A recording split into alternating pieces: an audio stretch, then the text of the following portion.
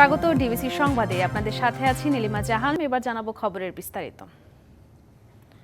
নোয়াখালী ২ আসনের সাবেক এমপি ও বেঙ্গল গ্রুপের চেয়ারম্যান মোর্শেদ আলমকে গ্রেপ্তার করেছে পুলিশ। মঙ্গলবার রাতে রাজধানীর গুলশান থেকে তাকে গ্রেপ্তার করে ঢাকা মহানগর গোয়েন্দা পুলিশ।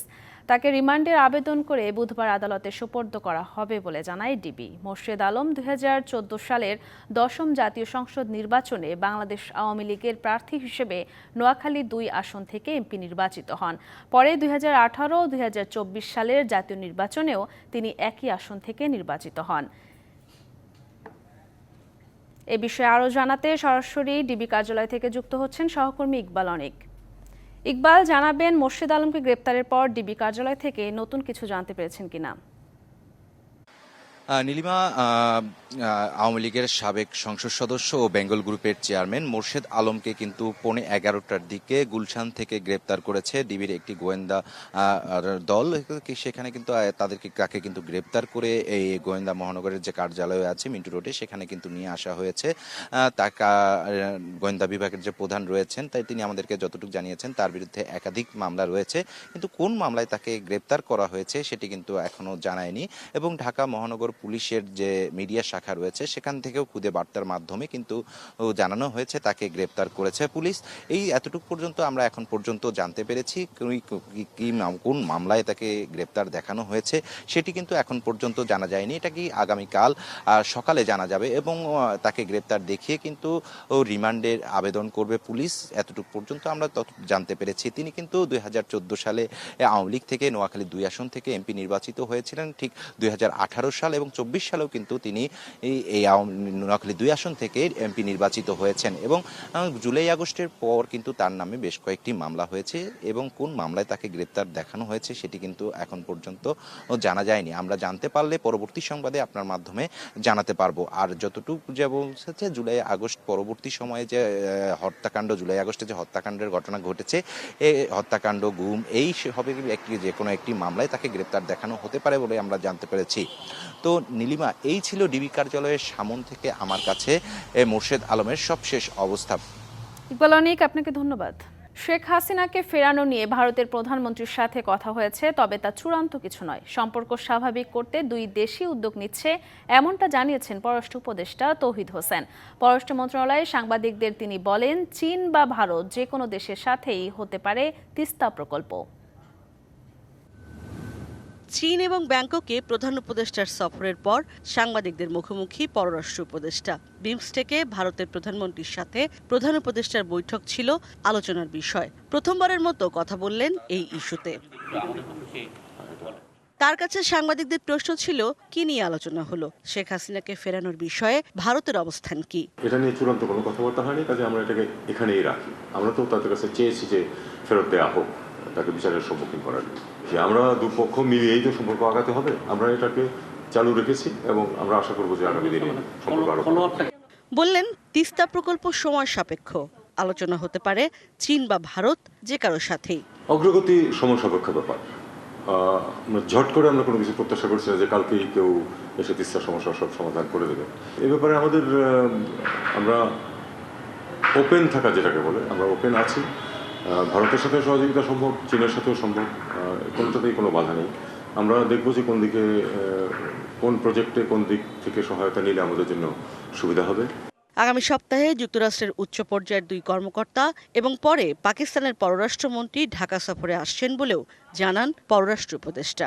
উনি যেহেতু সফরে আসছেন, নিশ্চয়ই আলাপ আলোচনা করার জন্য আসছেন। ইশরাত জাহান উর্মি, ডিবিসি নিউজ, ঢাকা।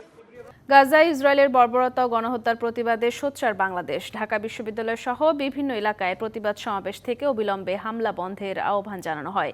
ইসরায়েলের আগ্রাসন থামাতে জাতিসংঘ সহ ইসলামী বিশ্বকে কার্যকর ভূমিকা রাখারও জোর দাবি জানায় বিক্ষোভকারীরা। মঙ্গলবার বিকেলে 6 দফা দাবি নিয়ে পররাষ্ট্র মন্ত্রণালয়ে যায় শিক্ষার্থীদের 8 সদস্যের প্রতিনিধি দল।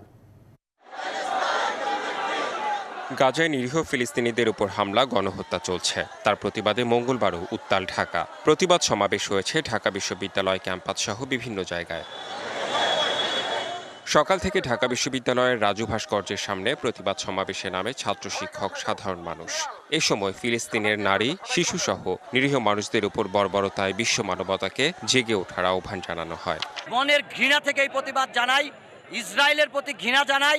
তাদের যারা দোষর, তাদেরকে যারা এই গণহত্যায় সহযোগিতা করতেছে তাদের প্রতি ঘৃণা জানাই।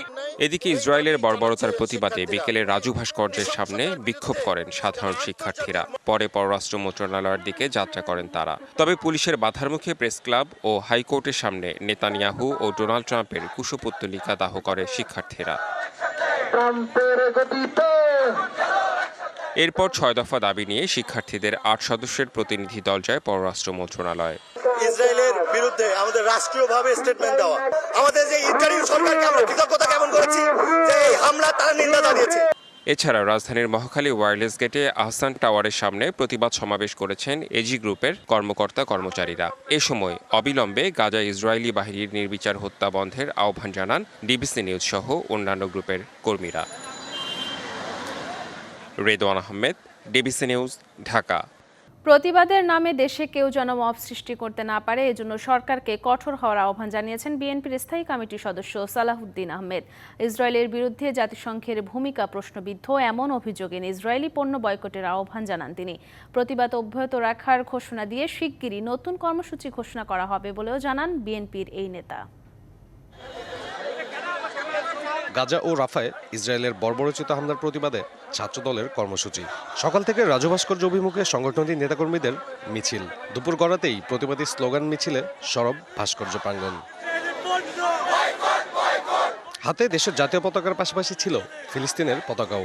কণ্ঠে ইসরায়েলের প্রতি ক্ষোভের তীব্র বহিঃপ্রকাশ। দাবি একটাই, দ্রুত বন্ধ হোক বর্বরোচিত এই গণহত্যা। কেন্দ্রীয় নেতারা প্রতিবাদী ভাষায় বলেন, গাজা ও রাফায় নারী ও শিশু হত্যা স্পষ্টত মানবাধিকার লঙ্ঘন।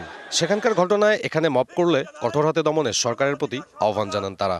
যারা সারা বিশ্বে মানবাধিকার নিয়ে কাজ করে, কিন্তু যেখানে মানবাধিকারের সর্বোচ্চ লঙ্ঘন বুলন্ডিত হচ্ছে, সেই গাজা স্ট্রিপে মানবাধিকার সংগঠন কোনো কথা বলছেন না। কর্মসূচিতে অংশ নিয়ে দলটির স্থায়ী কমিটির সদস্য সালাউদ্দিন আহমেদ বলেন, ফিলিস্তিন ইস্যুতে জাতিসংঘের ভূমিকা প্রশ্নবিদ্ধ। নীরব মুসলিম বিশ্বের মোড়লদের প্রতি ব্যবস্থা নেওয়ার জোর দাবি জানান তিনি।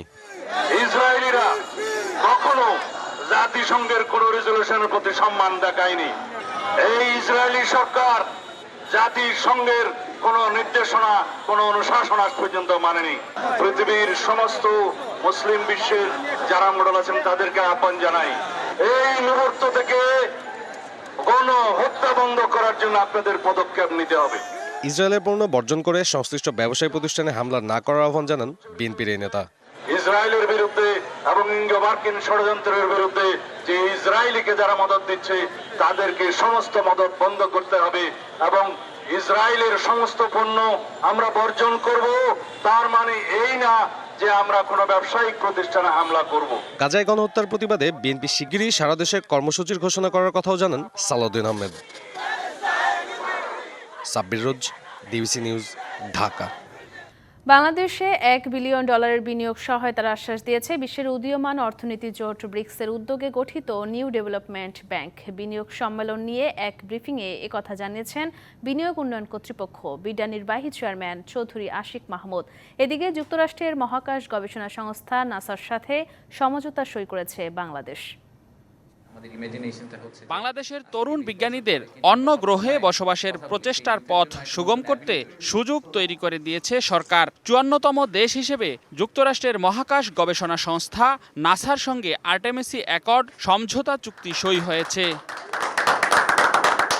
আজ বিকেলে রাজধানীর একটি হোটেলে আয়োজিত সংবাদ সম্মেলনে এসব তথ্য জানান বাংলাদেশ বিনিয়োগ উন্নয়ন কর্তৃপক্ষ বিডার নির্বাহী চেয়ারম্যান। বাংলাদেশ ইনভেস্টমেন্ট সামিটের দ্বিতীয় দিনে সম্পাদিত চুক্তি এবং বিনিয়োগকারীদের দিনের কর্মকাণ্ড তুলে ধরতে এই সংবাদ সম্মেলনে কথা বলছিলেন সংস্থাটির নির্বাহী চেয়ারম্যান চৌধুরী আশিক মাহমুদ। জানান, বাংলাদেশের বিনিয়োগ পরিস্থিতি নিয়ে ইতিবাচক বিনিয়োগকারীরা আগামীতে খুলবে সম্ভাবনার দুয়ার। যে আমাদের বড় একটা টার্গেট হচ্ছে যে এই যারা আসছেন এখন তাদেরকে একদম ক্যাটাগরিক্যালি ট্র্যাক করা। আমরা আশা করছি যে ভবিষ্যতে অনেক বড় বড় একটা প্রোগ্রেসিভ গ্রোথ দেখতে পাবো আমরা আমাদের ওভারঅল ইনভেস্টমেন্ট ল্যান্ডস্কেপে। ইতিমধ্যে আশ্বাস এসেছে নিউ ডেভেলপমেন্ট ব্যাংক এনডিবির কাছ থেকে বিনিয়োগ করতে চায় বেসরকারি খাতেও। দুটো বড় বড় দল এবং আরেকটা বলেন ইকোনমিক জোন পরিদর্শনকালে তারা সন্তুষ্টি প্রকাশের পাশাপাশি বিভিন্ন সমস্যার কথাও জানান। থেকে বেশ কয়েকটা মাল্টিপল ইন্ডাস্ট্রিজ আমাদেরকে আজকে তারা বলেছেন যে তারা অনেক দিন ধরে বাংলাদেশের কথা চিন্তা করছেন। কিছু লোক আগে এসেছিলেন কিন্তু ইনভেস্টমেন্টের ডিসিশন নেননি, কিছু মানুষ প্রথম আসলেন এবং তারা সবাই খুবই পজিটিভলি একটা আউটলুক নিয়ে ফিরে যাচ্ছেন। আমাদেরকে একজন উদ্যোক্তা আজকে বলেছেন, উইচ ইজ ভেরি আনফর্চুনেট, উনি বলেছেন যে ওনাকে আমরা একটা লাইসেন্স দিতে গত 3.5 বছর ধরে ঘুরিয়েছি। সংবাদ সম্মেলনে জানানো হয় বিগত সরকারের আমলে দুর্নীতির কারণে বিশাল অঙ্কের বিনিয়োগ বঞ্চিত হয় দেশ, কর্মসংস্থানের সুযোগ হারায় লাখো মানুষ। We have lost $200 million of business. Redwanul Haque, DBC news, Dhaka. শুল্ক ইস্যুতে ট্রাম্প প্রশাসনের সাথে দর কষাকষিতে চীন ভারতের থেকে পিছিয়ে গেলে রপ্তানি বাজার হারাতে পারে বাংলাদেশ। বিষয়টি চিন্তার বলে মনে করছেন অর্থনীতিবিদ ও রপ্তানিকারকরা। শুল্ক সংকটের মুখে আমদানি বাড়িয়ে যুক্তরাষ্ট্রের সাথে বাণিজ্য ঘাটতি কমানোর সরকারের পরিকল্পনা বাস্তবসম্মত নয় বলছেন তারা। পরামর্শ দিচ্ছেন কিছু পণ্যের শুল্ক তুলে দেয়া বা কমানোর পাশাপাশি অশুল্ক বাধাগুলো দূর করার। বেসরকারি গবেষণা প্রতিষ্ঠান পলিসি রিসার্চ ইনস্টিটিউট বা পিআরআই এর গবেষণা অনুযায়ী মার্কিন যুক্তরাষ্ট্র থেকে বাংলাদেশ 2000-এর বেশি ধরনের পণ্য আমদানি করে, যার মধ্যে শূন্য শুল্কে তুলা আমদানি করলেও অ্যালকোহল জাতীয় পণ্য আমদানি করে প্রায় 450% শুল্ক দিয়ে। বুধবার পিআরআই এর আলোচনা সভায় গবেষকরা বলছেন বহু পণ্যের উপরই শুল্ক কমিয়ে দেওয়ার সুযোগ রয়েছে। আমেরিকা থেকে 2500টা ট্যারিফ লাইনে ইম্পোর্ট হয়, প্রায় 200টা লাইনে জিরো ট্যারিফ আছে, আর অনেকগুলোতে খুব কম ট্যারিফ আছে। নন জিরো ট্যারিফ যেখানে আছে সেখানে বলছে আমরা 50% কমিয়ে দিতে পারবো, কোনো রেভিনিউ ইমপ্লিকেশন নাই। অ্যালকোহলিক বেভারেজে কী করবে আমি ঠিক জানি না। অটোমোবিলসে গভর্নমেন্ট বলতেছে আমরা তো আমেরিকান গাড়ি এমন কিছু আসছে না, সো এখানেও তারা অনেক কমিয়ে দিতে পারে। সার্ভিসেসে সারপ্লাস আছে সেটাতে হাত দেয় নাই, গুডসে ডেফিসিট আছে সেখানে হাত দিয়েছে। সো মানে এটা বোঝা যায় যে মানে উদ্দেশ্যটা হলো যে কি আর কি। তবে সরকার যেভাবে মার্কিন যুক্তরাষ্ট্রের সাথে বাণিজ্য ঘাটতি কমিয়ে আনার মাধ্যমে শুল্ক সমস্যাটির সমাধান করতে চান তা বাস্তবসম্মত নয় বলেও জানান অর্থনীতিবিদ রেহমান সোবহান।